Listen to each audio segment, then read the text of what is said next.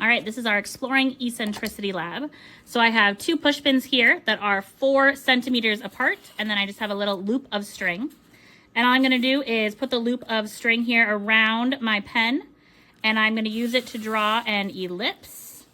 I think I'm gonna go a little off the paper, so I'm just gonna get the edges. Oops, keep on the paper. Trying to keep my pen in there. And there is my ellipse. Fix that just a little bit. All right, so there is my ellipse when they're 4 centimeters apart.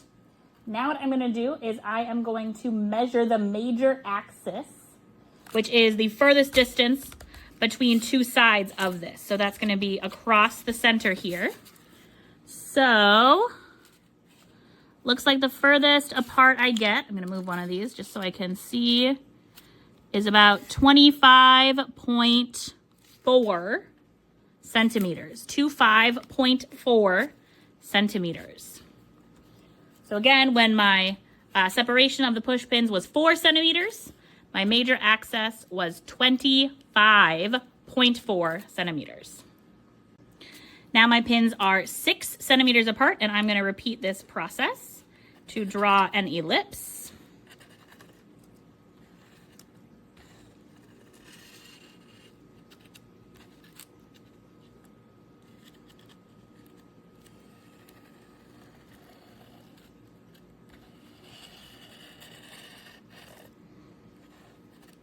All right, so again, not perfect, but here was the far edge of it, and here was this side.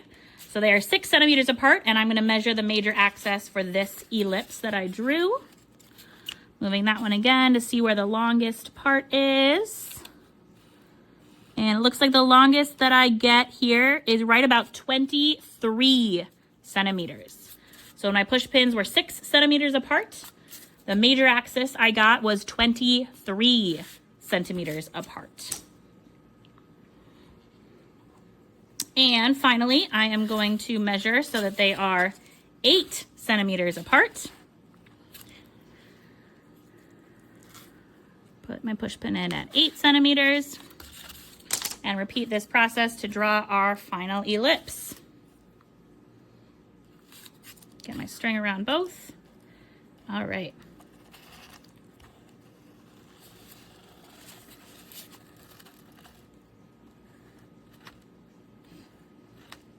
I know my string is catching, so I'm not drawing the prettiest of circles, but we know where the edge is based on this. All right.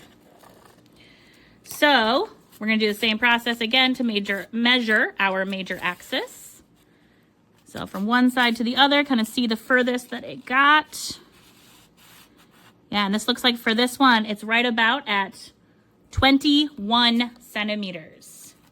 So again, when our push pins were 8 centimeters apart, the major axis is 21 centimeters. Go ahead and answer your analysis questions for this lab.